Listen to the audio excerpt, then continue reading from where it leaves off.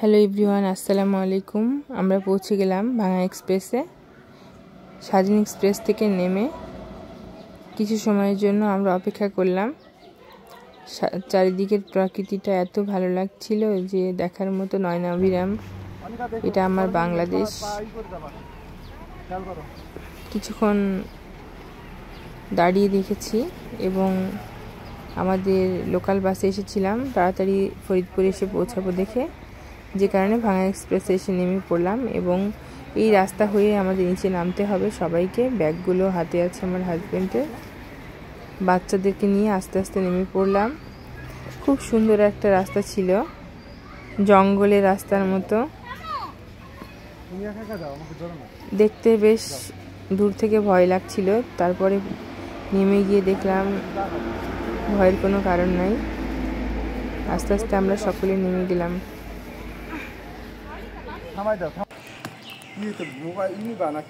নিচ্ছি আসো,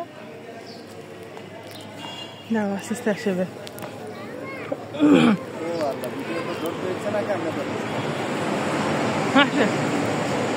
আসো,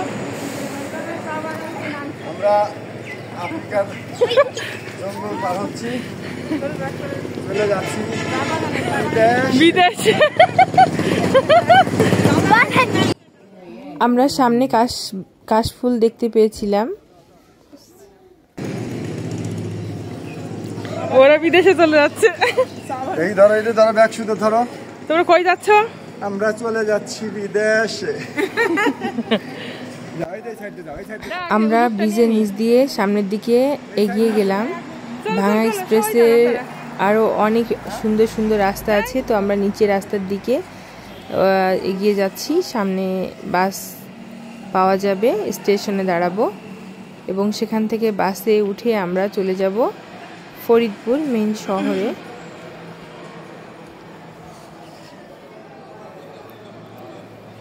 আমার মেয়ে অর্ণিকা, বাণী, আকসা সবাই এখানে আছে, সাথে আমার মা এবং আমার হাজবেন্ড। ব্যাগগুলো নিয়ে সব এগিয়ে গেল।